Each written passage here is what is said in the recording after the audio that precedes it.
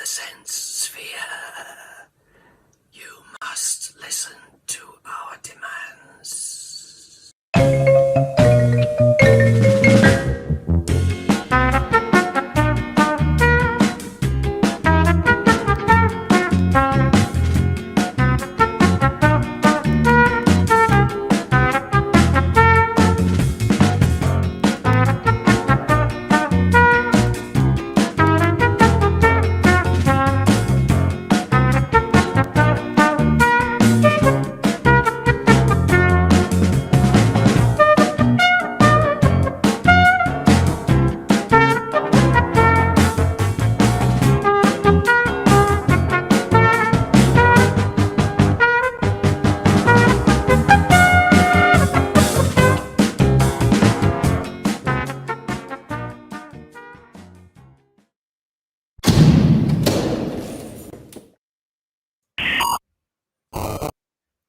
Well, hello. It's like the daily service with SenseSphere, but I think we all need it. We had a detox yesterday, didn't we? But this is more of a chewing the cud and going into a bit more detail. So welcome. I hope you're enjoying Friday, however your Friday is, whether it's tea time, evening, Australia, early morning, America. You're welcome, obviously, on SenseSphere, where we're hoping to talk sense, have a sense of humor, bit of a sense of perspective, and also, go over good old Doctor Who. So, welcome to this new show, which we've actually called, we like our alliteration, The Minds of the Matrix.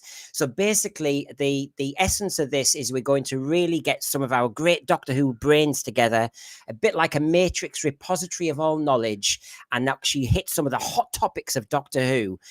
Please, in the thread, feed us some of them. And actually just kind of, what hot topics do you really want us to discuss in Doctor Who? And whatever we've prepared, we'll go with you, because we want to get the great Doctor Who minds together to sometimes actually be more positive about what could we do in the future, where has it gone wrong, where could we improve it, that sort of thing. So see us as the Matrix. We all meet together and try and sort it all out. Now, just before I bring the brains on, so to speak, I just want to say, please, you may have seen the stream yesterday, the Detox Hour. Lovely tribute to John Pertwee, and then we covered all the angles yesterday and had a nice nostalgia comfort blanket. Also, I did one of my latest saloons, BBC Lies about Doctor Who Future, in the annual report. There's some interesting, tasty things there, still out there. Check it out. And of course, please give us a like hike.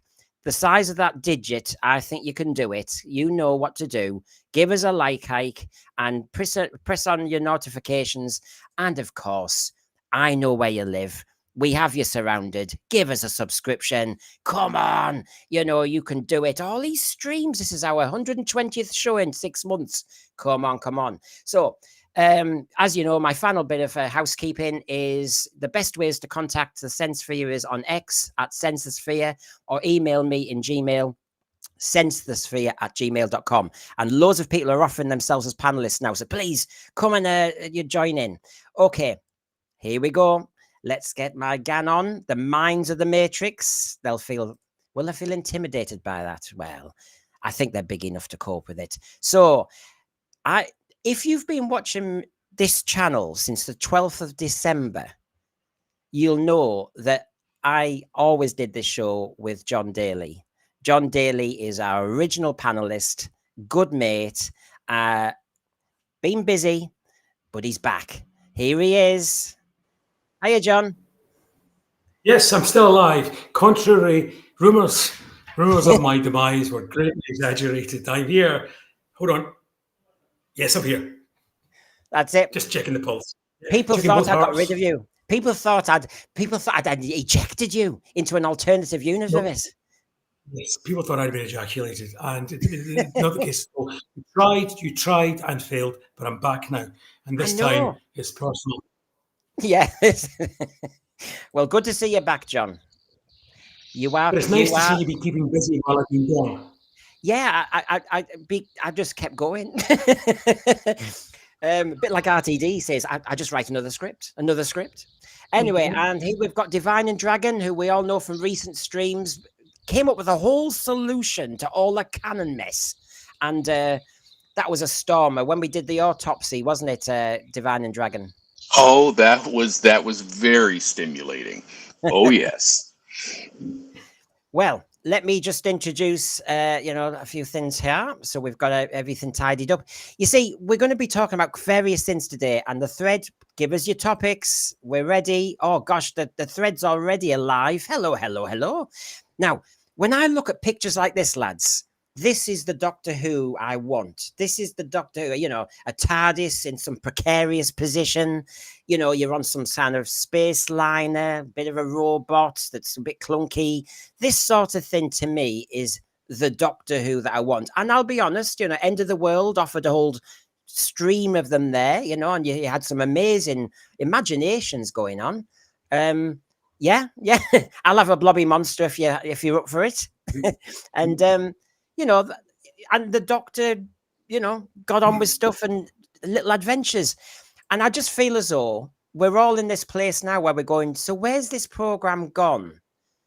And I'm just showing you one or two there.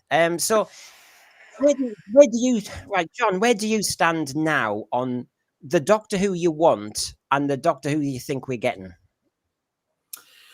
Oh dear. Deflated is probably the best word I could possibly use, Brendan, because unlike a whole swathe of others, and there was a huge swathe of people, fans, people who call themselves fans, who did for this era long before it had even appeared.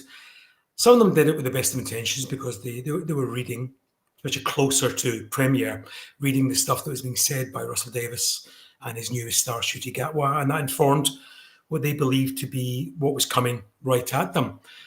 I maintained, and we have record of this from previous Sensephiers, I maintained an optimistic stance right up into and including the first episode, the 3 specials with David Tennant and the first episode. But because I've not been around to give my opinion, and so that's what's coming fresh to you, I've had to join the ranks of everybody else in being utterly deflated by the programme that's being served up to us now. Because it's not a programme I recognise as Doctor Who. It's a programme I recognise which has tropes and signs and nods and winks to being Doctor Who, sometimes fairly hefty ones, being Sutekh at the end of the last season. But other than that, other than raiding the larder, if you like, of Doctor Who iconography, this is a programme which ignores most of the programme's history, most of the programme's ethos, most of the programme's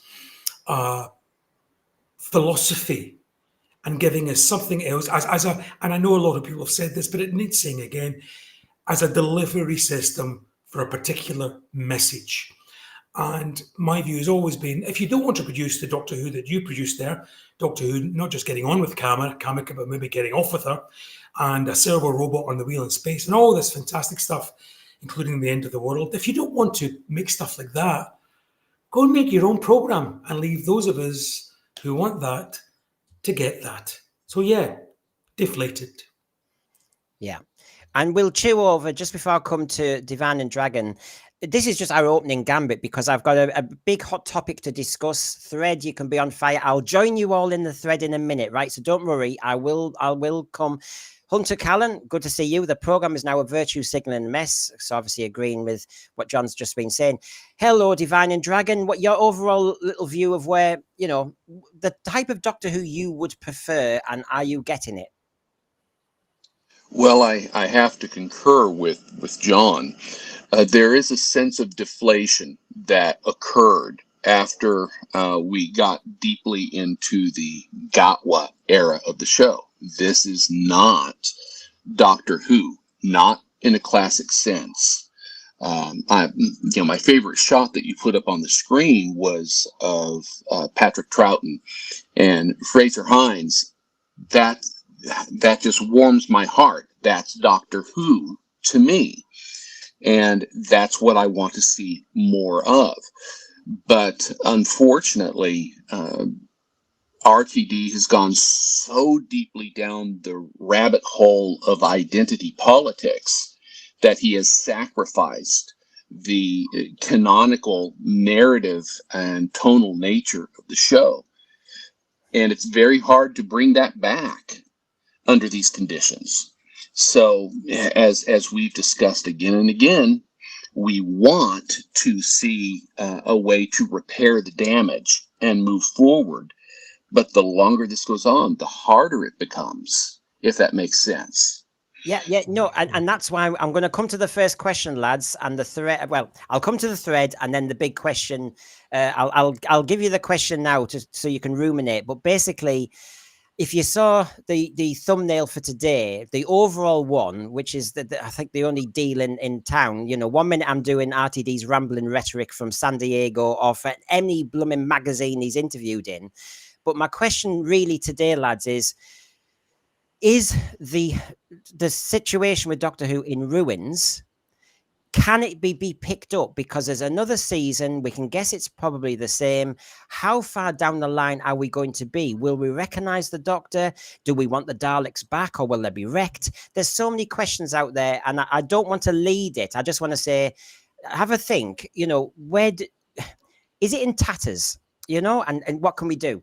But let me just say hello to the thread, and then I'll come back to see what your answers are. So great to see. I mean, there's loads like hello from the colonies, Hasler Scott, Rob Fellows. Any excuse not to work, he says, early lunch. Good afternoon from Snevron Sykes. I know you never know where they are in the world. This is so funny. It's Mad McCam who said he's going to avoid work now. Well, we'll do that. Hunter Callan, he's been touching grass. I hope you don't have hay fever. B-Man, good to see you. Lee Smith, hello. Remote learning with Brendan. I don't think you'll learn a thing from me. You've got Anthony Parkinson. It's a parody. Even the BBC has admitted it's just a delivery system for the message. And we've got good old Steve Zace has come in. Hello from the break room at work. There's a lot of people who are sneaking in here. And we've got the one I'm not going to mention for obvious reasons. I mentioned you yesterday, your full name, you little swine. You've still got a yellow card. I read it out fast yesterday, John. And yes, Yeah. He's a Did you have your teeth in? He's a naughty Queenslander. That's what he is. Did you have your teeth in when you said that out loud? Oh, I wish I had a bleeper. I tell you, I really do. And then Hunter Callan, he sacrificed the series past by simply stating in not so many words that the old series and Doctors were played by white men. Right. We're up to speed. So you heard my question. John, if I asked you first, I mean, obviously we'll shoot the breeze. We'll go in lots of different directions, so don't worry. But overall, has RTD ruined Doctor Who, do you feel? No, absolutely not. He's ruined Doctor Who for him, and his iteration of Doctor Who he has indeed ruined. But Doctor Who has had many low-key moments throughout its entire long history. We've just come out of one.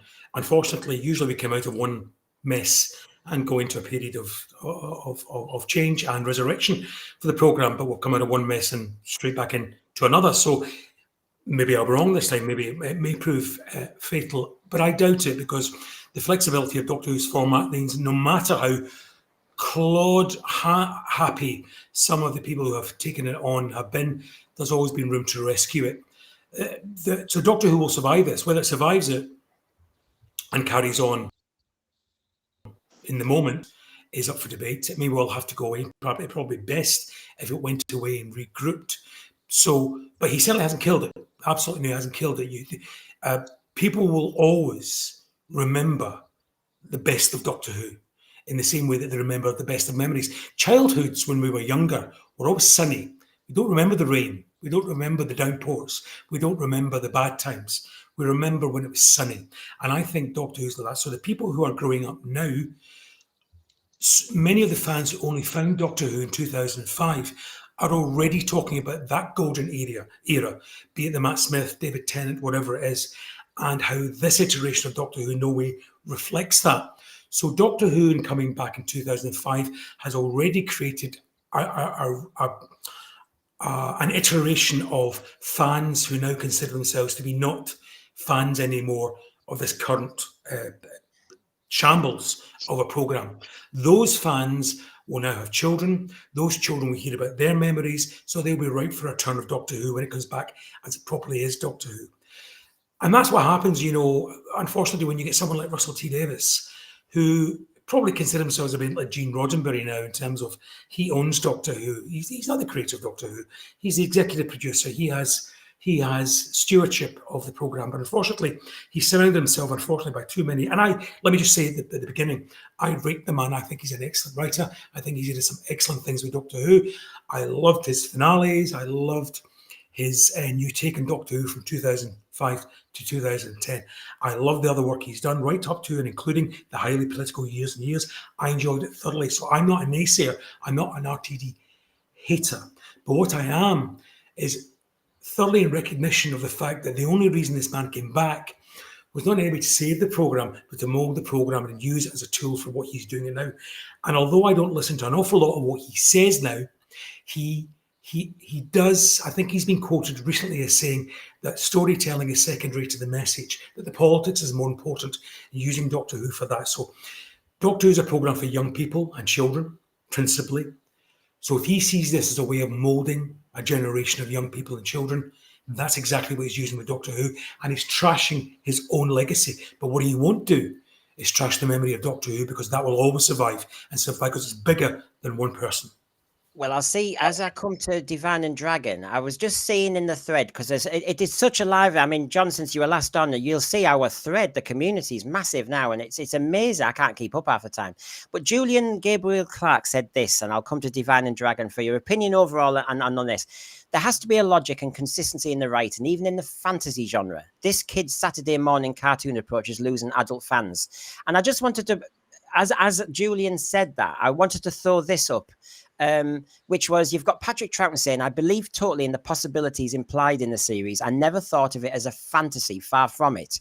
And then you've got a quote from RTD, I love the salt, Wild Blue Yonder, because now we can have fantasy and not have to explain things. Because who watches this show for the world? Let's just do plots and say, salt, whenever anyone asks a question. I know he has a manner nowadays, less so before. I take what John's saying, and I agree with most of it.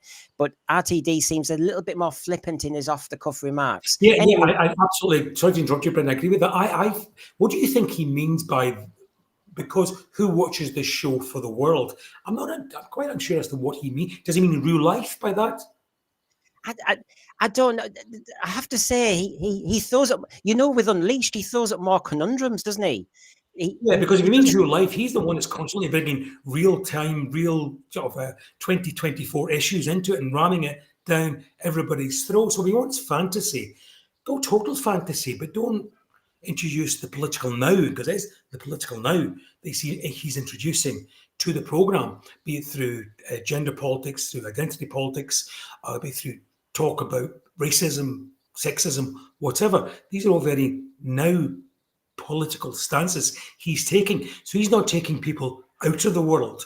He's hogging the show right back into that real world that Doctor Who shouldn't be. Yeah, I people who watch my stream now know that my analogy is he's squatting on the TARDIS like Sutek. He's just, Lord Inquisitors is agreeing with you, John, as I come to Divine and Dragon. I feel like we have a Star Wars situation where, regardless of how bad it currently is, the past still exists and we can still access it. Regardless of the current state, the past still exists. So, that's what John was saying earlier. Divine and Dragon, where do you stand on? I mean, you've got the fantasy idea, what Lord Inquisitors just said, what John's just said. Anyway, your exploration. I would have to say that part of the problem is what I call the broken generational transfer of this legacy IP. Traditionally, if you have a property that really links to the viewing public, they are devoted watchers, devoted fans, devoted consumers of the merchandise. If they are so attached to it, they're going to pass that on to their children. They're going to pass that on to their grandchildren. And it becomes kind of a communal legacy for society as a whole. Once you break that, and you can't really break it, say, in one episode, you can't really break it, say, with one bad movie, but you constantly hammer home something that breaks the established history of the property again and again and again. we now have reached a point where over about 10 years, they've been effectively deconstructing with progressively greater reach the history of the show. And that's what makes it hard to bring back if it indeed goes away. I totally agree with what the thread says. It's got a history. That history is never going to go away. We can always go back and access it for our own edification at some point in time. But in terms of passing it on to the next generation, that's what's at risk of being lost.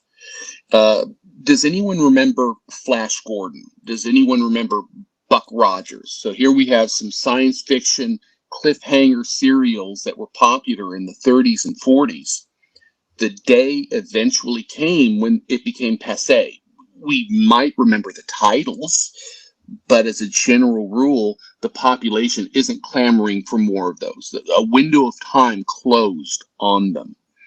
We're running the risk of seeing that happen to newer franchises like Star Trek, Star Wars, and very significantly Doctor Who.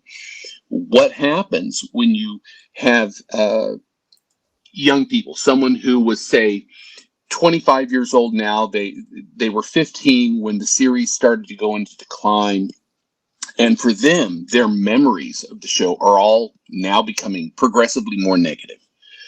Are they going to say, hey, Johnny, hey, Susie, I want to show this great program to you? Or are they going to find something else to share generationally? And that's the distinction between what I see as an incoming wilderness era today compared to what we saw in the 90s. In the 90s, there was so much goodwill and devotion keeping the flame alive. The creativity that poured from fandom was powerful, and powerful enough to bring it back, and bring it back in a big way. Will we see that same appetite going forward? This is what I find problematic is when we talked on the Detox Hour yesterday for a little while about the wilderness years and whether a Doctor Who needs it again, possibly, with the guarantee it comes back at some point. Yes, absolutely. But I think our conclusion yesterday was it probably does need a wilderness years again, but the first wilderness years, barring the movie, was 16 years long, and it didn't have much in canon to kind of heal. This time, I mean, I don't know if me, you, or John will be alive if it did come back, because it needs a generation gap, I think, now. And the other thing I'll say is fandom wasn't as fragmented as it was in the wilderness years the first time round. Which fandom will the new showrunner listen to when they bring it back in 20 years' time? You know, it's a fragmented fandom. Yeah, that's all true. I disagree slightly with Dragon's analysis there, in that even during the original run of Doctor Who, there were very popular eras, and there were very unpopular eras, sometimes during the same producership. I'm looking at you, John Eden Turner. But and having grown up through that and listened to people, they would say, "Oh, Doctor Who's nowhere near as good when I grew up, and I've gone back and watched it now, and they've rubbished it and trashed it." And the argument always was that well, they just changed, the program hasn't changed, just that you've grown up. But even at that, you know, when Doctor Who did come back, there was still a lingering desire for people to say, "Oh, I remember this when I was growing up," and show it to children, and they build their own affinity with the program. I think that will continue. I think Doctor Who is now in the realms of Sherlock Holmes and Robin Hood, these sort of properties now, in that it'll just continue. Whether or not, when it continues, it needs a proper reboot, and I mean a proper reboot where you just start from scratch again, because so much damage has been done by people who are not interested in the franchise. They're only interested, I hate that word franchise, really, not or the property or the IP. People are not interested, they're only interested in the legacy they're leaving on it, whether it does harm or good. And so it may well be that when Doctor Who does return, if it does take a break, it's having to come back literally with the slate wiped clean because of the damage done now. So you're talking about a man or a woman, but preferably a man, in a police box, and just there's nothing there. Well, let's I'll come back to Lord Inquisitor in a minute on that point, but let's just kind of look at some of the tasty morsels, because while we're looking at this era, while we're talking about a possible wilderness years, and while we're talking about, moving on, he's not moving anywhere. And this is the man who actually is in full situ of the show. Now, when he was discussing Rogue, now we've all seen Rogue now, and this is before anybody had seen it. And he said, my God, yeah, my God, I love that story. I can't wait for you to see that story. It's the richest, loveliest, and most heartfelt story of the lot. Now, when we hear RTD sell a future episode, we just have to go with it, with some cynicism. But when you look at that quotation and you realize what Rogue was, many fans, I remember I did 2 shows on that Sunday, and so many fans were angry saying, this is not Doctor Who. Now, this man is running the show definitely for one more season. We don't know about season 3. And he thinks this is the richest, loveliest, and most heartfelt story. It was a predator doctor off in the bushes with another man, risking the life of his 19-year-old companion who he'd offered to look after. So my worry is this man who thinks Rogue is amazing is still running it. It was dreadful, wasn't it? Once and once only I watched it, because in the same way I would treat a casual bit of chewing gum television, there's very little Doctor Who's I've only watched once. And any of the ones I have watched once occurred in the Jodie Whittaker era or in this one, and that tells you all you need to know here. But this is the point. The reason why I've only watched them once on viewing is because they're not Doctor Who. Whatever that was, it may all be rich and lovely and heartfelt, but it wasn't Doctor Who. So go away and write that story, but write it somewhere else, for someone else, with someone else, whatever you want. But don't masquerade it as Doctor Who to us, because essentially you've now come into our sandpit and you've thrown us out of it. You've invited your new gang in to play in what used to be everybody's sandpit. So take it away and do that story, but find a different sandpit. Yeah. Divine and Dragon? Well, John has a very good point, and I'm seeing so many good points in the thread as well. When we talk about the show going away, I think there will always be a core of people that are devoted to the property. I don't believe that'll be in question. The big issue is, will the size of the fandom be large enough to justify studio productions to put it back on the air? There are some programs that I'm still devoted to that have been gone for 50 years. They don't have a big fan base. There's no one clamoring to bring them back.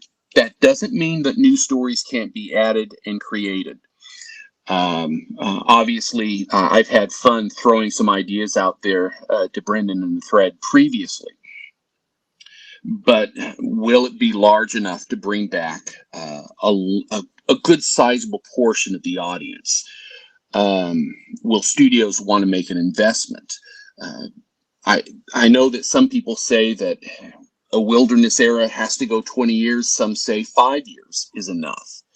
I would say one of the big factors if we go into a new break, a new rest, would probably be a short break of 5 years, certainly no more than 10, long enough for a new set of creatives to receive control of the property and to bring it back to its origins, to bring it back to what it should be. I do think there's a risk that if you go too long, there's just not the energy to justify financing it, if that makes sense. Well, let's have a look at some nitty-gritty stuff, right? So, for example, RTD, right, who is a Doctor Who fan, I have to keep reminding myself, and he said about the canon and Sutek and everything. If I bring it up closer, he said, we did a big old return from the past, which is Sutek, the god of death, an old Tom Baker 1976 monster who hasn't been seen for 40 odd years. So that was a joy. But you also have to reinvent them. He comes back not just as the god of death, he comes back as Shooty's enemy. You've got to give them something new as well, something for these two to bounce off. Now, I kind of know what he's trying to say, but equally, if you want the Daleks back, this sounds like a frustrated writer who's saying, but I want to put my imprint on it. Now, I think as a custodian of the show, no, you can change the style, like, season 18, J&T, completely changing the style of the show and modernizing the music, and the whole direction of Leisure Hive onwards was a change, but it was still Doctor Who. I mean, Leisure Hive, you could still recognize Doctor Who. But when he says, oh, I brought Sutek back, but he has to be reinvented, I think he's changing the ground rules. And that's when you start thinking whether you do need wilderness years, whether you do need something, because he seems to be always changing whatever reappears. Again, because it gives him control, power, legacy, all these things, that it's, again, to mix the metaphor, it's my playpen, it's my sandpit, and I can do what I like, and all of you looking out there can only envy me and what I'm doing. But even that sentence that he's up there on the screen doesn't make sense to me, because, yes, he did reinvent Sutek, but he didn't give Ncuti anything to bounce off, because they barely had a conversation, these two. It was an effect, mostly, and it was a pretty poor effect at that. Whereas, had you had a real life, and I dare say a whole lot cheaper, costumed Gabriel Wolfe, or a costumed actor with Gabriel Wolfe providing the voice, not only would it have been far more dramatic, it really would have given the actor playing the Doctor far more to bounce off. So he's talking bunkum there, absolute bunkum. He has to remember that with a bigger budget, he writes to that budget to get the big effect, the big creature, the big expose at the end. But by doing so, he takes away what essentially is the crux of Doctor Who, which isn't about event. It's about drama, and it's about interaction and the character bouncing off.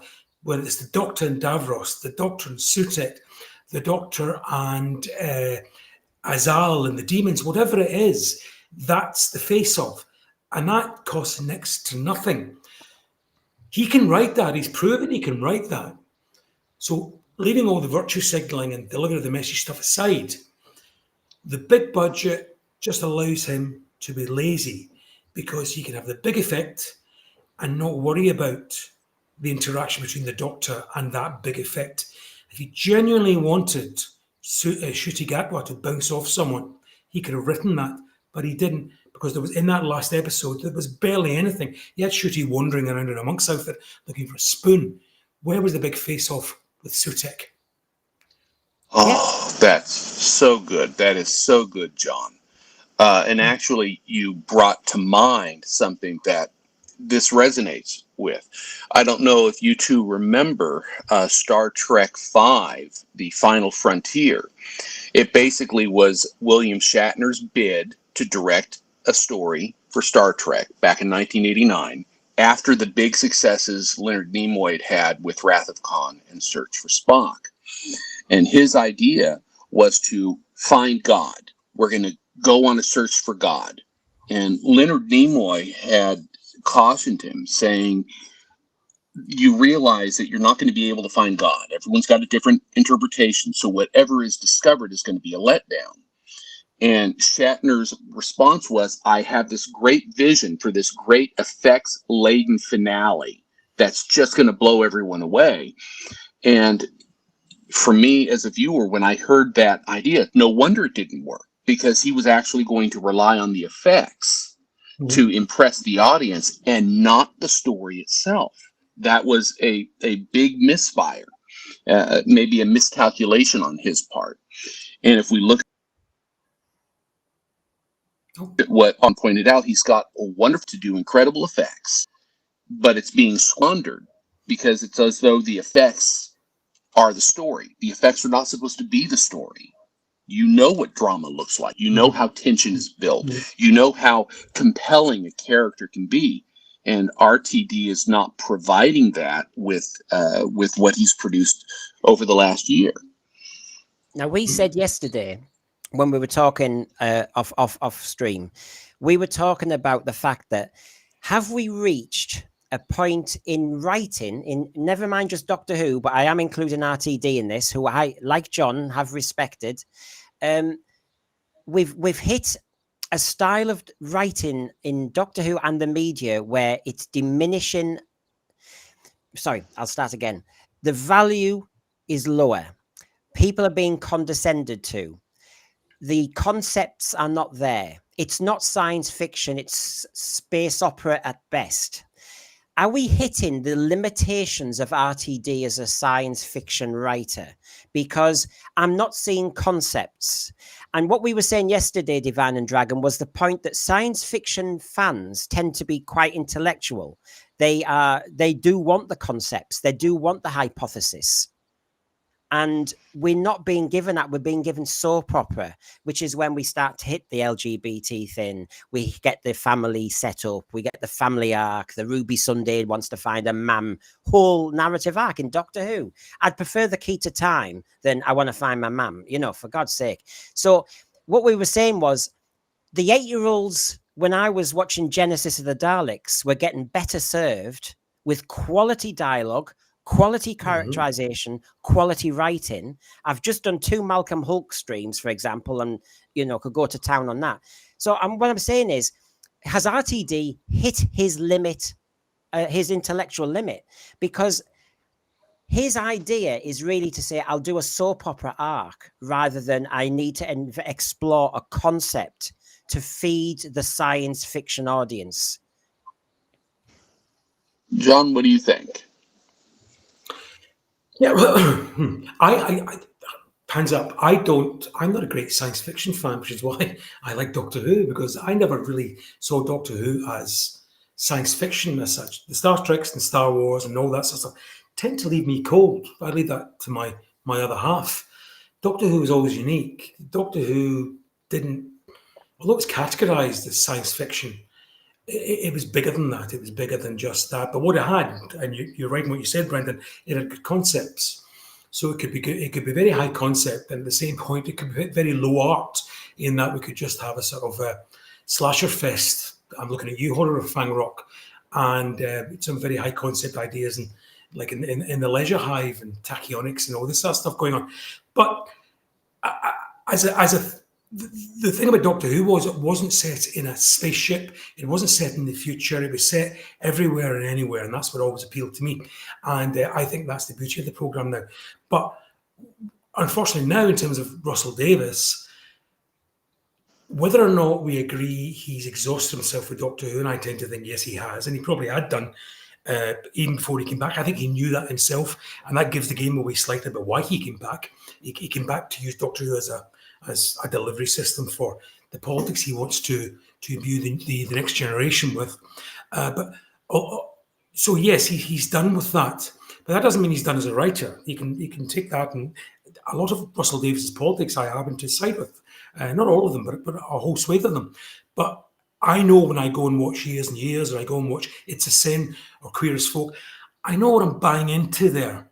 When I come to Doctor Who, I don't expect that sort of stuff to be jumping into the screen at me. And where Russell Davies, first time round, was better and far more astute, was getting messages across sublimely, subliminally, some cases, and very carefully, with a nod and a wink and a nudge. And if you want to be influential in terms of getting a message across, especially to the younger generation, that's the way to do it. So you can have 2 men kissing and nobody bats an eyelid. It's just accepted. There's no uproar.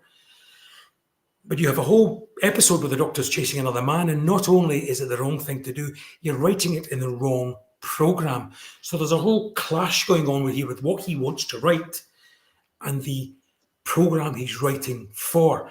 And he's just got to separate himself from that and let people who are interested in just telling really good stories, whether that was in people like you got in the GNT era, the Philip Hinchliffe era, the Verity Lambert era. Throughout, there were people with good stories to tell.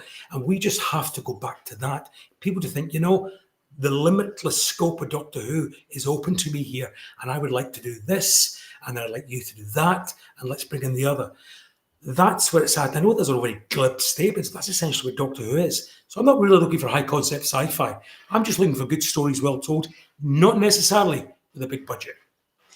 Now, Anthony Parkinson says, we watch sci-fi to escape from reality, not to be reminded or confronted by it in a thinly disguised form. I think that's where I'm going with, I know what John's saying, and I have to say the Christopher H. Bidmead era was a little bit too high for me as a kid. Really, I wanted more adventure than discussing It's stuff too like, high for you now, admit it. yeah, well, okay. It was one of those Doctor Who stories you had to get the book out, didn't you? You had to get the. I mean, what was Tachyon, this, that, and the other, and Logopolis. I'm an English student, and maths. Bye bye. I'm not interested. So block transfer. I loved then, and I still love the Leisure Hive now. And it was such. This is the way you do it, though, Brendan. This is the way you change Doctor Who overnight, and you can do it, but it's still Doctor Who. And a lot of people might not like the Leisure Hive, but it's still recognisably Doctor Who. Yeah, with a whole new bells and smells and all sorts of whistles and all sorts going on. And you might not take it as a good story, but the Doctor and his companion land, there's an issue, there's a bit of a whodunit, and there's a lot of science going on around about it. But ultimately, he fixes it and he floats away again. And the Doctor's focused on the point or the mystery or the problem to solve. It's still very much Doctor Who. And Russell T Davies, when wanting to launch a whole new generation, would be well-minded to go and look at the Horns of Nimon and then look at the Leisure Hive and see that that's how you do it. Yeah. Now, I've got a question here, and before the thread is so busy. Thank you. I did ask earlier, anybody got any hot topics? Because it's not my show. Used to feel like it was, but it's not. I like it for the community. The Talons of Wayne Cheyenne. Could the panel discuss if they think Russell Davies is cozying up to Alex Kurtzman from Paramount could be an indicator that Disney isn't looking to renew Doctor Who and RTD is putting the feelers out for a new partner? Now, in my saloon show, it must be about a month ago now, it was this one, if you see that thumbnail, I did actually kind of speculate that Disney was enjoying the bargaining position and, you know, to get more editorial control for season 3 and maybe at a cheaper price, 2 for the price of 1. But also the other speculation that could be there is when they did that friendship date San Diego, is RTD and the BBC in open view saying to Disney, yeah, we're talking to other people as well. Other people like us. And if you're going to play hardball with your negotiations, hello, Paramount, you're nice. Hello. What are your thoughts on that? It's an interesting question. I think a lot of fans are thinking it. I tend to think that is a distinct possibility, Brendan. You have to remember that studios and creatives working in studios don't operate necessarily in a vacuum. It's all about protecting their careers, protecting their next big move. You know, if you're writing something, you need to have threads out there in order to make your next connection, because eventually the project you're working on is going to come to an end. We know that the numbers for Doctor Who have not been anywhere close to what the BBC or Disney specifically wanted to see. They have yet to confirm a contract for a third series with Shudigawa. It makes sense for RTD to look at alternatives. The funny thing is, if you look at the interaction between Alex Kurtzman and RTD in the convention, I almost have the feeling that they are not very well versed in each other's universe, but they're grasping for something that will somehow keep both of them afloat, because both Kurtzman's Trek universe and RTD's Doctor Who are suffering. As a matter of fact, I can remember going to a lot of these conventions where they'd actually have a much larger venue, a much larger room, and it would be far more packed and there would be far more energy. I think I mentioned yesterday that there should have been everyone standing and cheering the moment their beloved creators walk in the room. It was a very subdued audience. So that tells me that there's a loss of energy, and both studios are probably looking at something they can do to re-galvanize, re-energize their base, if they can. But they don't want to re-energize their base by giving the audience what the audience wants to see. They're just hoping to fuse together these two IPs and see if something sticks. I can't understand why, as again, I'm not, full disclosure here, I'm not a great follower of all the goings on with other franchises and studios and what they do. I just don't know. But I know that other franchises have made the same mistake as has been made with Doctor Who over the last few years, and Doctor Who being the worst example, perhaps, of the legacy being trashed by identity politics and so-called wokeness and all this sort of stuff being written throughout the scripts. So you would imagine that if we all know that producers who ultimately want to make a pound or a buck would also know that and would have a ready-made answer for them, saying, well, we have to start telling good stories. Yeah. End of story. That's it. So there is the delivery of the message so important to them that they will look at everything else surrounding it, rather than saying we will still have to deliver with DEI, with woke message, woke identity politics, whatever. Because surely to goodness, it's screaming out at them what it is either fandom or the wider audience are rejecting. Yeah. Well, you see, I mean, I've got some. Is it not? I'm actually, Brendan, asking a question there to Divining Dragon or to yourself. Do they not know that? I mean, are they just choosing to ignore it? I think we're at I personally, and I'll see what Dragon thinks. I think we're at a point where I don't think they have that connection with fandom as they used to a degree. Now I think it's such a powerful beast, and it is more about the profit motive and money, and I really don't think we are heard, and I don't think they give a damn. And I just think that that's the danger. We're all being told to touch grass. And so the problem is now they're making it for themselves. And, the DEI thing and all the rest of it. It's all policies within policies. What do you think, Dragon? Oh, that's very much the case. The agenda comes first. And as a matter of fact, RTD himself stated that at Comic-Con. Yeah. It's far more important to them to try and dictate a message to the audience than to tell a story. Now, why would an activist want to do that? And an activist wants to do that if they want to guarantee the interpretation of their worldview through the eyes of the audience. It used to be that a good story would posit two possible outcomes, and they would point out that both sides have an issue. When Peter Harrington suggested we have two different versions of the Solarians actually at war with each other, and you pointed out, Brendan, and the conclusion of that, you could have the revelation that both generations of Solarians have a point to make in the justification for their battle. That opens the door for a fair interpretation of the topic. It makes for a more compelling story. Well, but instead of gambling on that, RTD wants only to have one viewpoint told, and damn the torpedoes full speed ahead. He's going to beat you over the head with a sledgehammer to make sure you get the point. Well, let's do part of the debate and make it quite tangible so that people can really get their teeth into it. So first of all, I'll just get Hunter Callan in, who's been very busy today. Thank you. We get yelled at by other fans when they tell us Doctor Who has always been about leftist politics, i.e. Malcolm Hulke, but the stories were good and gave the message. And as the Malcolm Hulke biographer says, who's been on our channel twice and he will be on again, Malcolm Hulke left it open to the reader. He might have had leftist leanings, but he always had different viewpoints. And we mentioned the invasion of the dinosaurs, where one of those could have been a crazy scientist wanting a golden age, actually was given a human side to him. He'd saved a kid in the past and he had a scar on his face. So, yeah, it's too big. That's and that point about dumbing down the past and actually saying, stereotyping it is wrong. And this is where I want to come to now, which is this. We were discussing that with all the agendas that RTD, Disney, and everybody else seems to have in the media world at the moment, can you ever have another multi-Doctor story?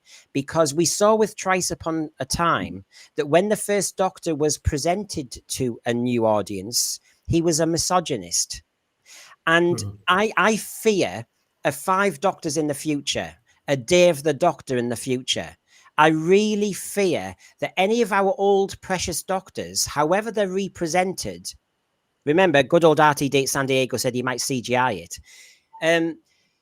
They may be stereotyped. You don't get the full second Doctor or third Doctor or fourth Doctor. You get a stereotype. You get a caricature. You get a parody. You get an insult. And this is the problem. We can't revisit the past because what did he say about Sutek? He wants to reinvent it. Yeah. I think, Brendan, that is very valid. There is a desire to not just give a repeat story. This is ironic, talking about trying to retool something. You retool something if you don't want to repeat it at face value. But as you and I know, it's not about just bringing that story back and doing it again. It's about bringing an established character or an established set of villains back who have a specific code of conduct or a specific motivation that everyone's familiar with and are comfortable with and want to see as a part of a new story. If he brings back some of the classic Doctors, because of the way he operates, there's a high temptation to make each one a caricature of what they were. This is a two-dimensional interpretation of the character. It's easier to write. It's easier to give room for messaging if I make Hartnell a misogynist as opposed to a well-developed, well-rounded character. I don't know. I'm not quite sure that would actually pay off in the end because it's going to antagonize a lot of people who have a lot of emotional investment in these classic characters. Yeah, I mean, John. Davros has got retconned. I fear for. Yeah. I'm a Doctor Who fan. I like a bit of the past to come, not obsessively, but do you see my point about all this now? I don't want him to touch anything. But I think about the reinterpretation of the first Doctor and Twice Upon a Time, they were writing the first Doctor not as the first Doctor, but maybe as William Hartnell, or as a representation of 1963's middle-aged men. So he certainly wasn't the Doctor that I remembered, and I wasn't old enough to watch it live, but I watched it subsequently on VHS. And the thing about it is, people watching Twice Upon a Time as an introduction to the first Doctor will hopefully go back and look at some of the examples and see a totally different characterization. They will see a grumpy, tetchy, older man, although the actor now is younger then than I am now, but they will not see the misogynistic, racist that was described then, but he was described virtually as, almost as Stephen Moffat was writing him, as what he perceived William Hartnell to be like at that time, rather than what the first Doctor was. But interestingly, we've let them away with this too, and because they've done it more deftly. For example, when Sarah Jane Smith was brought back into the programme quite early on in 2006, she wasn't referred to as Sarah, which the Baker Doctor had called her, not Sarah Jane. She was referred to as Sarah Jane. And we were left with this backstory that she had a sort of unrequited love for the Doctor, which was never really present in the canon, if you like. If you go back and look at any of those stories, there's no indication that she had feelings for the Doctor in the same way that Rose or subsequently Martha had. No indication of that at all. But it suited the premise of that particular story, the ex meeting the current wife, if you like, to put it in broad terms, for Sarah Jane to be categorised and written in that way. And we did it because it was much better written. We could go with it. We could allow it. Because ultimately, when Sarah Jane did come back in her own series, she was written very much like the Sarah Jane Smith that we all knew, loved, and recognised. And this is where the purpose of good writing comes in. And there's an idea. Let's do the Doctor past an X or current an X. And so therefore, we have to tinker a bit with Sarah's feelings for the Doctor. We'll let that happen. Do you know why? Because we get to see Sarah again. It's not subsuming everything. And also, it's a good story. And it also lets new viewers be introduced to the classic companion. But then roll forward 15 years or so and you get, or less than that, or 10 years or so, and you get the first Doctor totally badly written, totally misinterpreted, and totally trashed just for the sake of a few Moffat one-liners.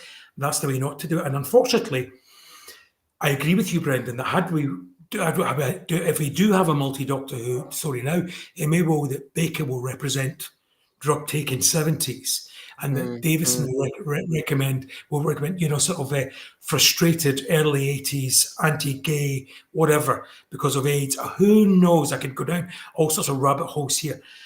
Rather than represent the Doctor, they will represent the time in which they were shown. Yeah, And it's an easy format for the writers to use. He's an 80s Doctor spouting some 80s memes at you, just in the same way that the 60s representation of the first Doctor did. So, yeah, they can do it. They proved they've done it with Sarah Jane, but unfortunately, they don't have that now because they're not writing good stories now. They have other purposes. Well, I just want to say hello to a few, but we're getting people in all the time. I mean, John, since you were last on, you'll see that we have a hell of a community here, and they keep me on my toes. My God, Did they all come on because I went away?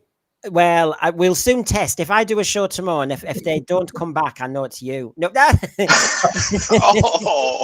Oh. Yeah, it'd be a horrible control. We'll all be around my house, cup of tea. Yeah, give us all a like hike if you want John back. No, just I'll check the analytics. No. PB Props, hello. I mean, good to see you all. I do wonder about RTD and other modern day writers being fans of the classic series. If there were, how come they wrote stories that just didn't seem like Doctor Who? I just wonder, PB Props, whether if you really do think, I do think they're fans and they know what they're doing. I think there's an ego involved where they really can't just sit on a roll and think, I'll just give 7 stories of Doctor Who as recognizable. I need to have impact. We've all worked for managers like that. They can't just do the job effectively. They have to prove they are needed and necessary. And unfortunately, Doctor Who just needed a bit of nurturing after the Chibnall years. That's all it needed. A bit of nurturing, make it recognizable, make it familiar, nothing dangerous. You can do the risky stuff a bit later, but I feel as though he's bored. He was ambushed to come back, and he's now sitting on a brilliant pension. The trouble is, he's sitting on the Tardis like Sutek, like a chemical. Exactly, exactly. Andy Gledhill, good to see you. I know you've got some choice language there, but we're angry, and it's understandable. I know. People are angry, and you'll see our community. We're all, it's easy to call the old Doctors cranky, misogynist, definitely homo, transphobic, and then they'll seal the deal of cancelling the classic Doctor Who and rewriting them in RTD's vision. You see, everything I asked about the multi-Doctors, but look how the Master changed over time. The Master's not the Master anymore. He's now a stupid gold tooth in some vault. They're going to bring him back like some silly, desperate madman or woman. The agenda has eaten away at Doctor Who. And every time it happens, especially me and John, who I've obviously known longer than you, Divine and Dragon, we try and be open, and we try and go, well, there might be a creative reason for that. And, you have to go with the time slightly. But when you look at visuals like this, you go, well, the Master's been completely revamped.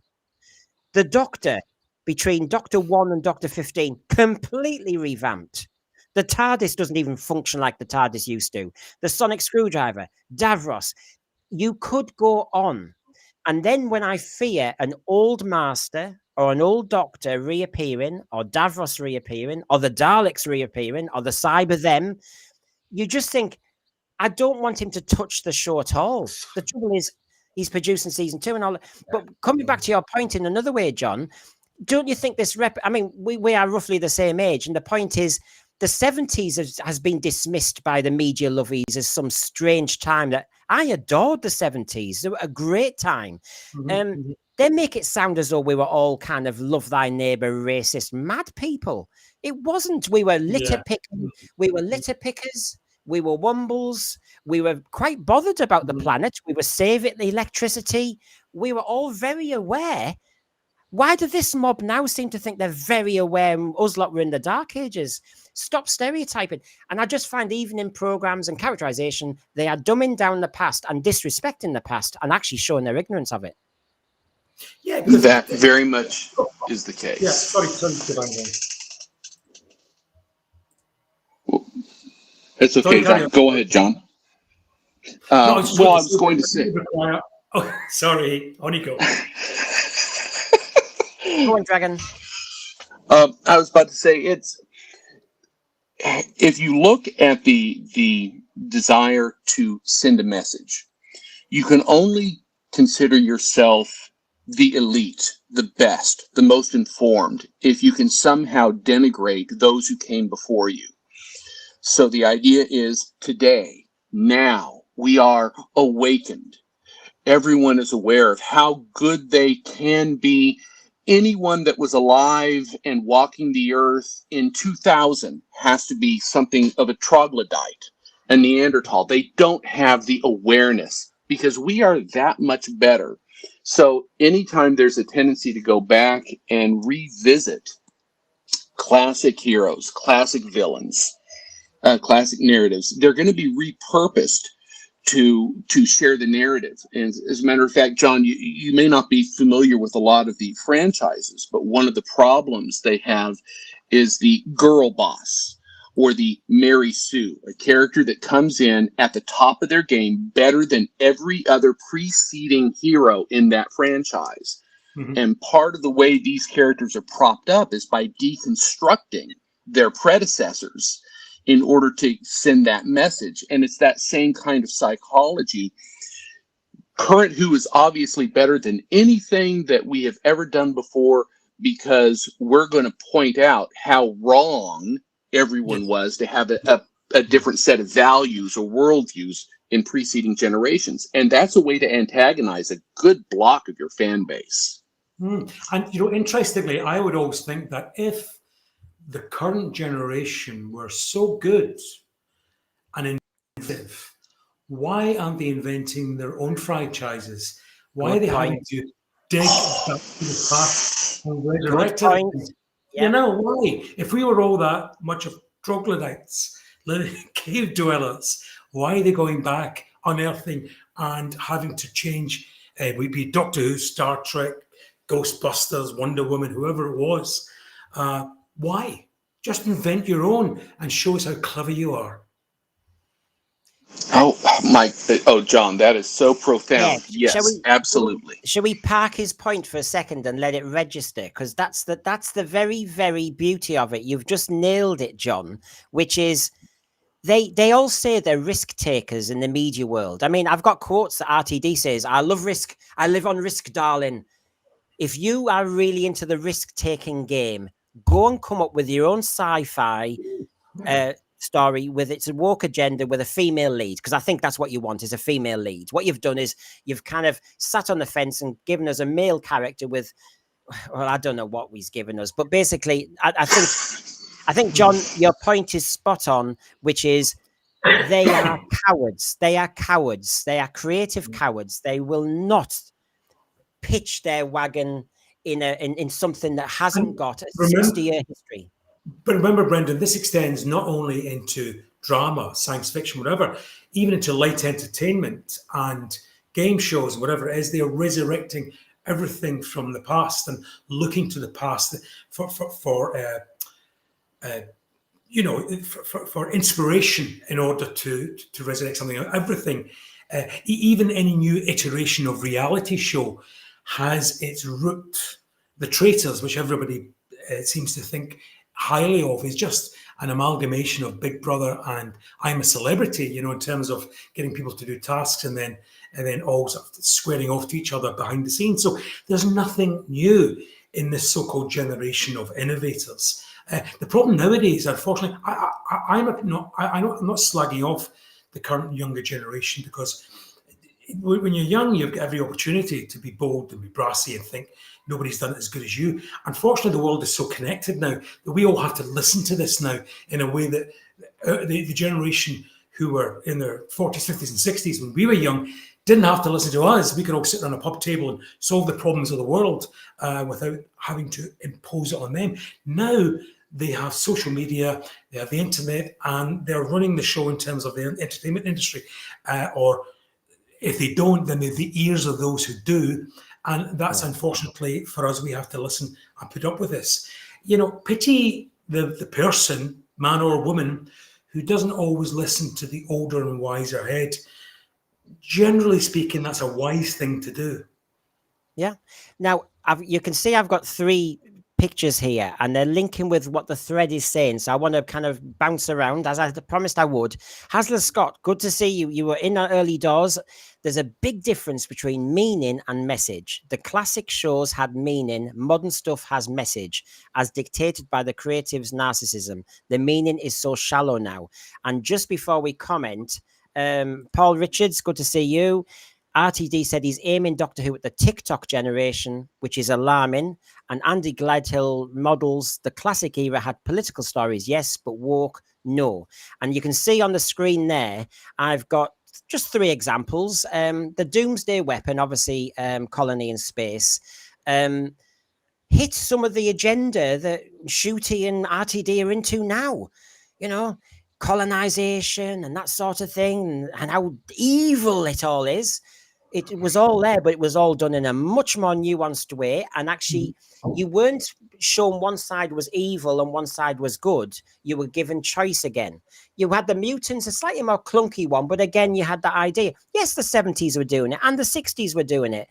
But the way they did it was not, and I'm not going to allow it to be stereotyped by people now saying they were all very political stories. But they were well written. There were some amazing characters in them. And they had a hell of a good yarn. Yeah, you're quite right there, Brenda. And interestingly, to take it back to the most recent example of Doctor Who, the Empire of Death, and when they did the little Tales from the Tardis surround of Permanence of Mars, also written, I think, by the Bad Wolves team. I don't know if Russell Davies wrote this specifically, but it was certainly written with his blessing. During the course of that, you know, and because they're speaking in 2024 terms, Marcus Scarman is referred to as a looter, you know, because he went round in Egypt looking for Egyptian relics to bring back to the United Kingdom and put on display. That's fair enough, but it's said in a very much a pejorative, in a derogatory sense, that this wasn't an archaeologist, he was a looter, he was looting. Well, guess what? Russell Davies, I accuse you, j'accuse. You're the looter because you're digging back into Doctor Who's past, cherry-picking what you want, bringing it forward to your future as you see it, and messing about with it. Leave it where it belongs, with the people and the past who cherished, looked after it. If you can't cherish and look after it and leave it where it belongs with the people who it belongs to, you shouldn't be touching it. He's the looter. And it's interesting that in a story where he accuses Marcus Scarman of doing it, I can accuse him of doing exactly the same thing. They tell you their own lie. Yes. No, I think John's point is well taken.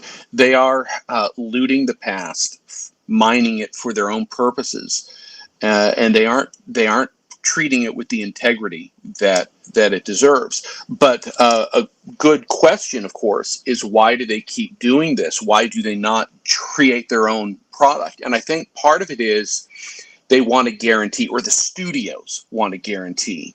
Mm-hmm. When Disney came back to do their first Star Wars film, Force Awakens, they basically made it a retread of the 1977 film.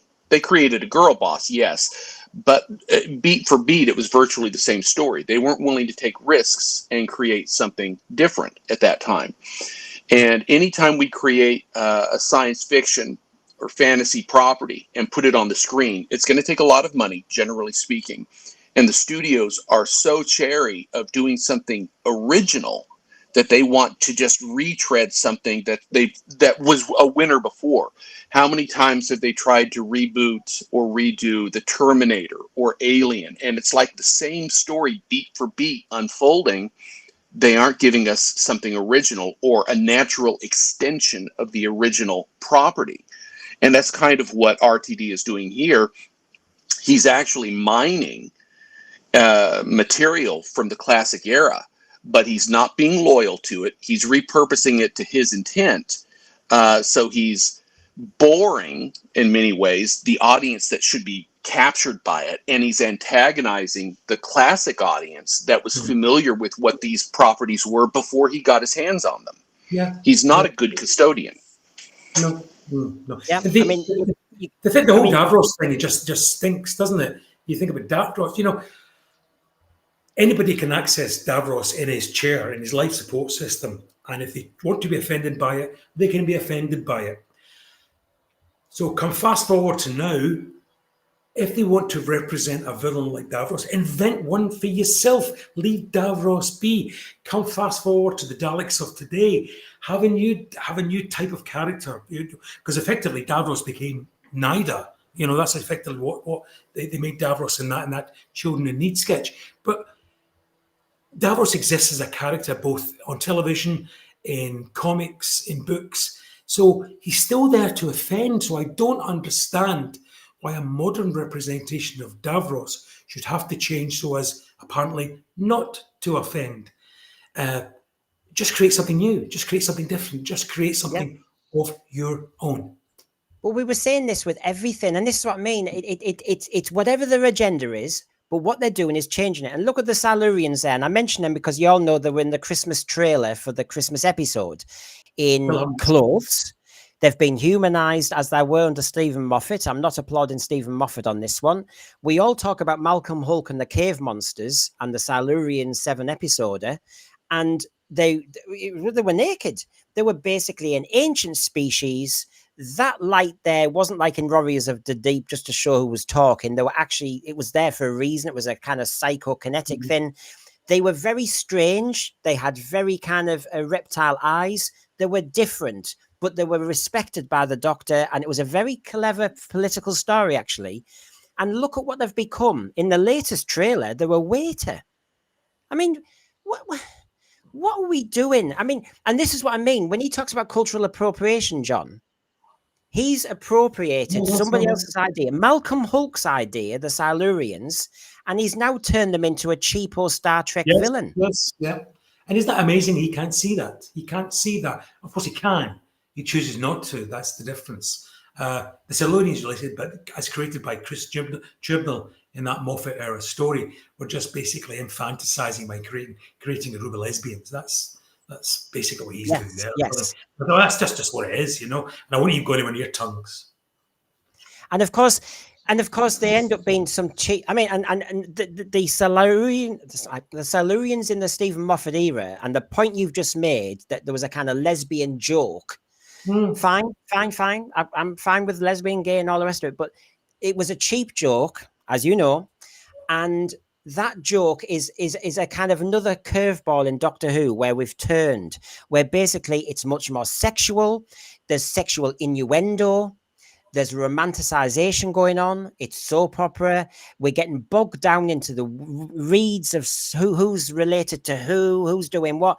And he's forgotten what science fiction is. I take your point, John, that you don't want highfalutin sci-fi, but we're not doing science fiction in any shape or form. We're just doing soap opera with a machine that lands somewhere. It lands, by the way, and not materializes. And, every villain and monster in Doctor Who is being humanized, infantilized, colonized, ironically, and changed. And I think we're so far beyond. I feel as though please don't give us season 2. I'm actually going to say, when series are failing and they kind of throw them out at, well, I say midnight, but we've been streaming at midnight. But you know what I mean? They put them at a dodgy hour, don't give it any PR, and just let it die quietly. I feel as though we're there. It'll be interesting to see what season 2 looks like. I have no, I'm an eternal optimist, but I have zero expectation on this because it was very, very, very blasé of them to film both together in the way that they did. I can only presume it was because of Ncuti Gatwa's availability that they had to do that, and that's fine if they had to, but it showed a remarkable amount of hubris to think that when you're essentially calling it season 1, to think that you can film the second one without waiting to see how people react to the first one. So while they may be able to go and edit and change an effect or a performance slightly in the edit, essentially that's not the problem. The problem is the writing and the storytelling. And I have no hope, therefore, or any optimism for what to expect this time, despite the fact that we will be fed. This is the best ever. This is the most exciting finale since the last exciting finale. This is the best guest star ever. And then you get people like Sian Phillips brought into Doctor Who, totally wasted for the sake of sitting at a bar stool for 10 minutes. Awful. Well, while we sharpen our tools for the last kind of attack, let's cheer ourselves up with a bit of nostalgia too, and a bit of reminder of who we are. Here we go. Out there is a planet we call the Sense Sphere.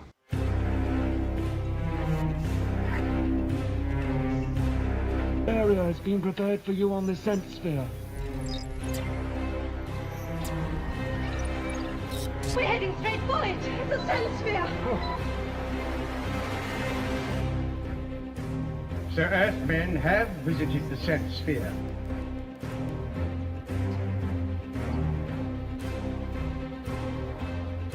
That's right. Get back. Get away. I made my prediction for the new year that there will be something said in Parliament about Doctor Who at some point. There was absolutely nothing there. And this is why Chibble is a hack. There you go, Michelle, take a first drink. Oh, yeah. Are you my mommy? Oh, right. Well, the last time I looked, not, but maybe I'm a sister of Khan. What are you talking about? I'm the empty child. You're the empty child. You'll be a wallop child in a minute. Russell T Davies himself. The destroyer of fandom, the destroyer of canon, the destroyer of what this programme used to be.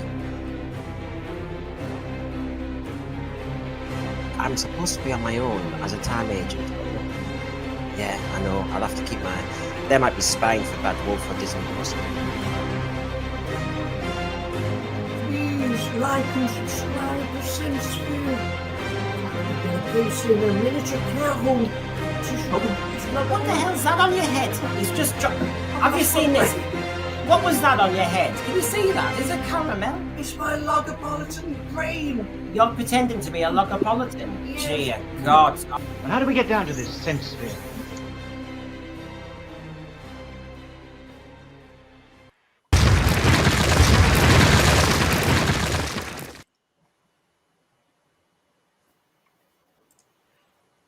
Oh, well, there you go. Right.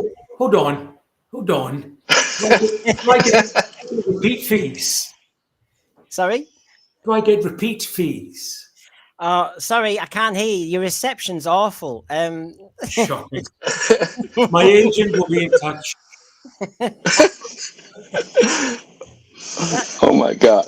Well, there you go. That's a sense for you. In case Cybermat Strikes was still watching, he hates the puppets, but the puppets are all here. And you know, we've got Joe Biden. Joe Biden's here before he's retired. You go. sorry. There's Joe Biden. Sorry. Oops. That's the end of it. Oh, I love the puppets. Sorry. Have you got I was just saying, I love the puppets. Yeah, we've got the companion. Is that Kamala?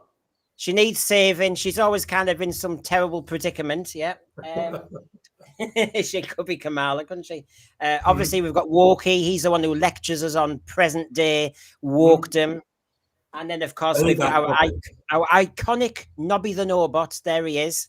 And, of course, we've got Sutek now. I'll take him off the... There he is. He's normally on the TARDIS. There's Sutek.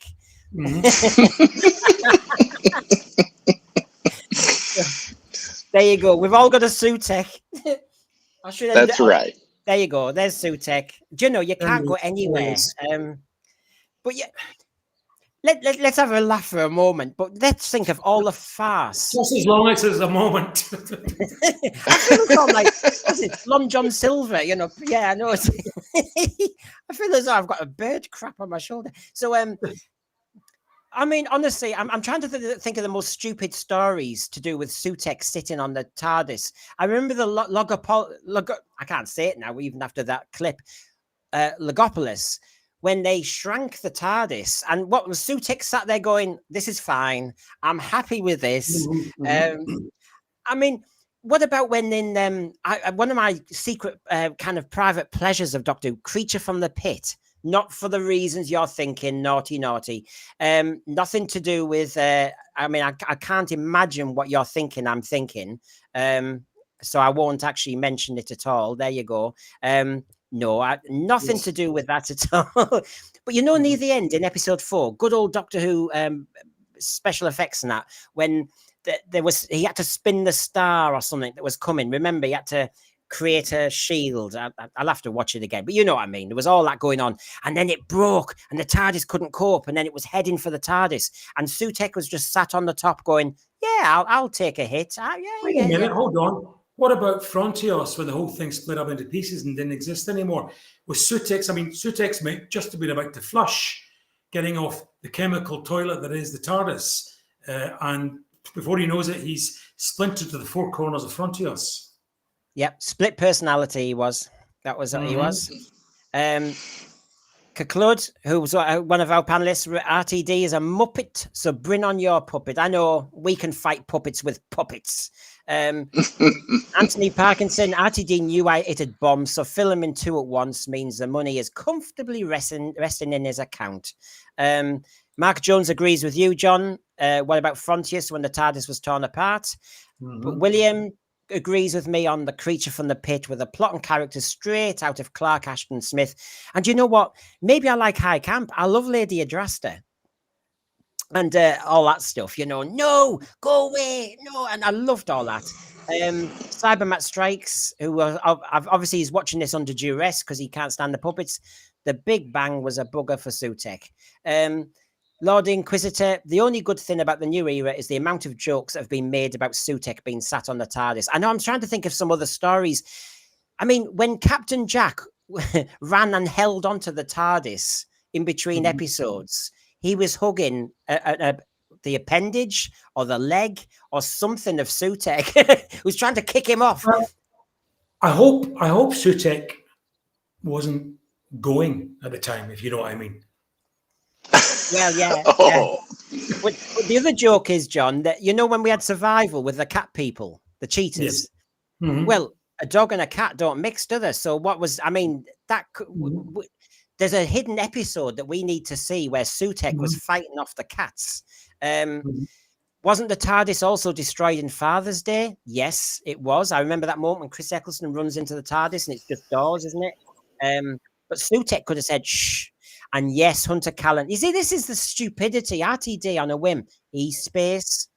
Did Sutekh, who obviously is the bringer of death, did he want to go into an empty universe where there was only Adric and a few marsh spiders and Warriors Gate, whatever that was?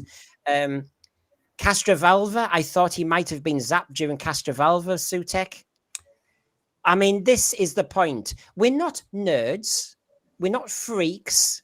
This is RTD's language, San Diego. We're just fans who've invested in the show, so we know what we're talking about.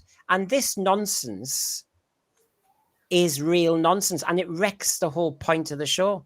And this is it. Everybody's listing everything. I know the mind robber is before when he says Sutekh was there, but yes, the TARDIS has been destroyed too many times, is the point.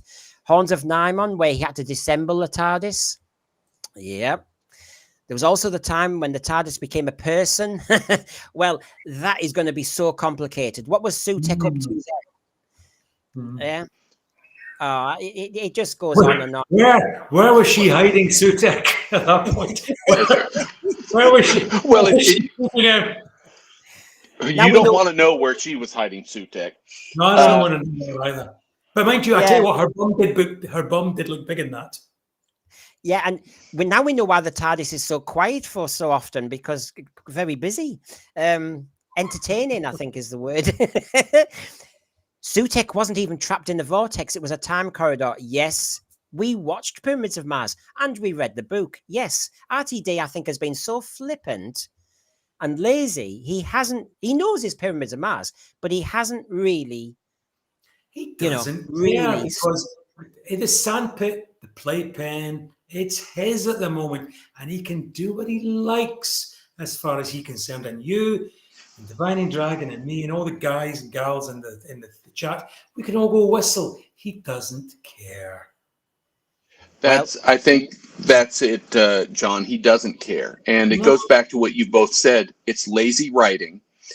He's, as he said, he's targeting young kids today, kids that weren't around to appreciate the classic era or even the early New Who era at all.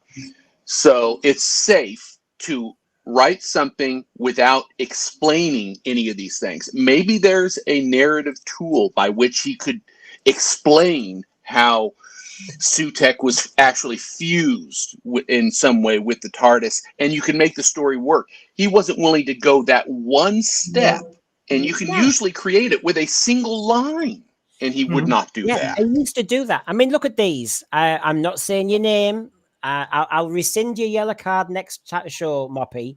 I thought Sutekh got stuck in the sand miner again. You know, you could go through every story, and after Empire of Death, I did slightly like a sad nerd. Sutekh was used as an analogue for the old fans, clinging to the TARDIS for years, and clearly for RTD, the looming death of the show, if not ejected. Mark Jones, the time when Matt Smith's TARDIS was sent into the scrap inferno with Clara inside. What about Stolen Earth and the second episode, which has just gone out of my head, the name of it, when, of course, Davros... Yes, when Davros had that whole kind of furnace and the TARDIS went flying in it, he'll have got a hot bum, red hot poker. It's nothing on, was it Edward II or Henry II? It's nothing on that. Hey. And this is what I mean. It's just, playing with, Troy, well done. Playing with the organ in Attack of the Cybermen. Maybe Sutekh was enjoying the music, yeah.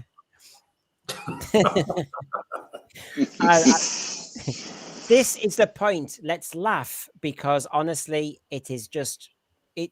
All I've got left is to laugh at him. I'm going to give you a tasty morsel just to kind of get you going, right? So obviously, you know, I love my quotes from you, our top man. So he says he's working on the 4th script now for season 3. Hooray! It's not actually commissioned, idiot. That's still up in the air, but that's the same for every TV program, so calm down. I shouldn't say we're confident, because that's asking for a fall. I think John would call it hubris, but we're very confident, to be honest, and we'll just keep going. I can't stop, darling. That's the problem. Yeah, or you know what? He probably whistled it up in the 20 minutes he had between finishing one meal and, you know, going outside or whatever he chooses to do, because he is now rattling this stuff at a fair rate, and it obviously is not taking him very long to do this sort of stuff, because, it shows, doesn't it? You know, so a writer of his caliber, and he does have pedigree, you would imagine would not be writing something, 8 episodes of something, 9 including a Christmas special, you'd imagine, unless he has been commissioned, because it would take so much of his time, energy up. So therefore, he's either doing it as a hobby, and he's entertaining and enjoying himself because he's pushing the message, or he's just not taking up very much of his time these days. And he rattled that out at 2 weeks on a poolside in Benidorm, perhaps. John, I'll have to show you sometime. I know you've been busy, but when Empire of Death finished, me and Jamie made a puppet parody for a couple of minutes called The Quagmire of Death. And I had RTD at a keyboard rattling them out. Oh, I've got another idea, darling.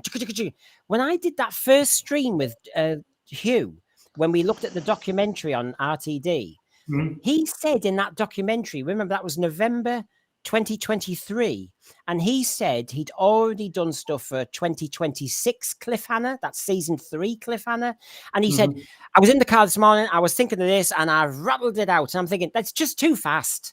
You can have an idea, you can have a trigger, but for God's sake, do you not remember, Brendan, the spoof that Victoria Wood used to do with the Acorn Antique, who was a spoof of Crossroads writers? They would suddenly, you'd see a writer's room of writers throwing stupid ideas about one of the cleaners of the motel being captured by the Bader-Meinhof gang and being rescued, by the SAS, just spooning out these ideas one after another, and each time you go, excellent, darling, yes, we'll do that, we'll go for that, we'll go for that. Yeah. This is a man who has no barriers, there's no one there to stop his ego. And I never thought I'd be saying this about him, but the proof of the pudding is in the eating. We've seen 11 episodes of 12 episodes of Claptrap now, and he's obviously written 8 or 9 more, or produced 8 or 9 more, suggesting more's to come. This from a man, remember, who said to us he had no ideas left. So how can you come up having no ideas left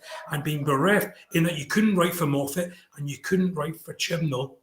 even though they were several years clear of your tenure, now apparently is spooning out seasons worth on a whim.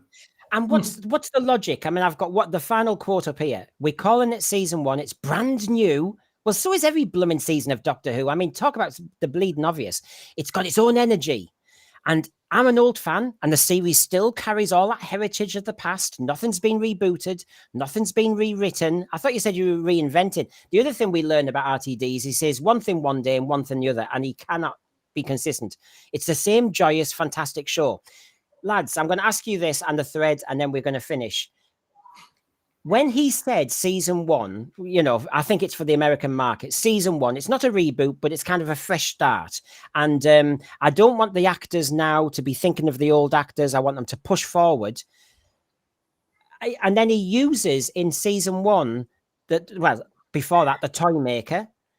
He mentions the master. He brings back Sutek. I thought we were moving forward. What's all this about moving forward? But then the next minute he's plundering the past. This man is so inconsistent. I mean, Chris Chibnall, I have to say, in that first season, he did push forward. He didn't want to use any. Remember his quote, which he soon went back on with Flux. I'm not going to use any old villains. I'm not going to use any old monsters. He did at least try. He did. Well, absolutely. Well, badly.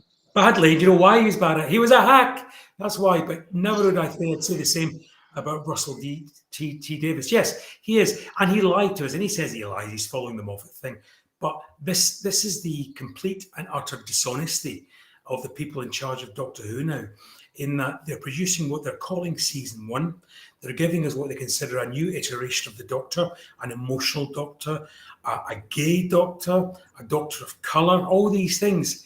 But at the same point, they can't stop plundering the past because they themselves are bereft of ideas. They have nothing to give.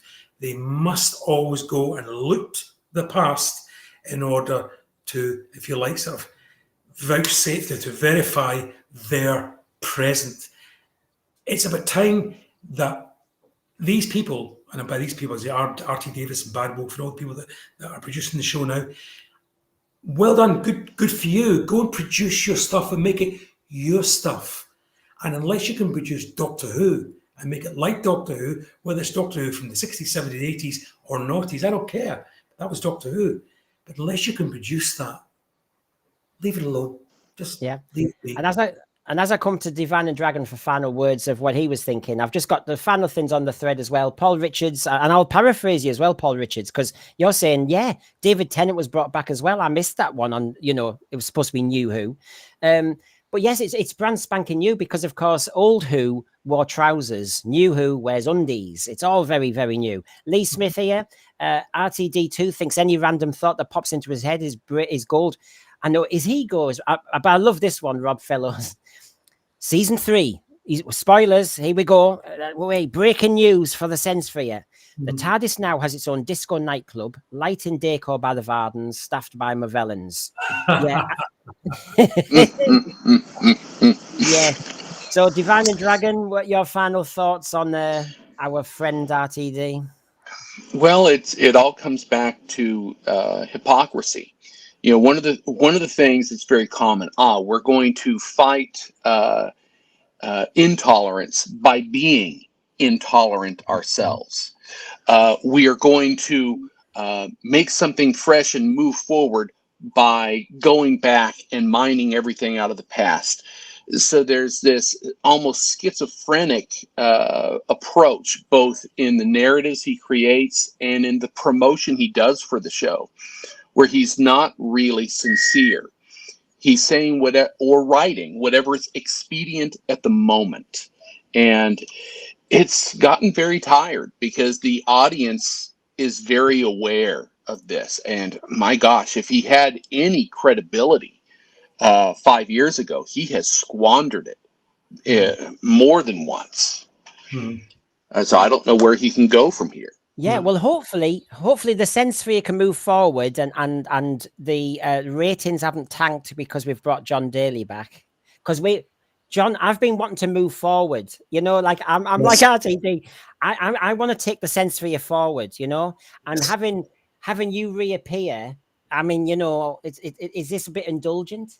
Yes, Is it? make sense. I'm here to say to make sense here great again. Oh, where's There you Kamala? go. Make That's the the way to sense do here it. great again.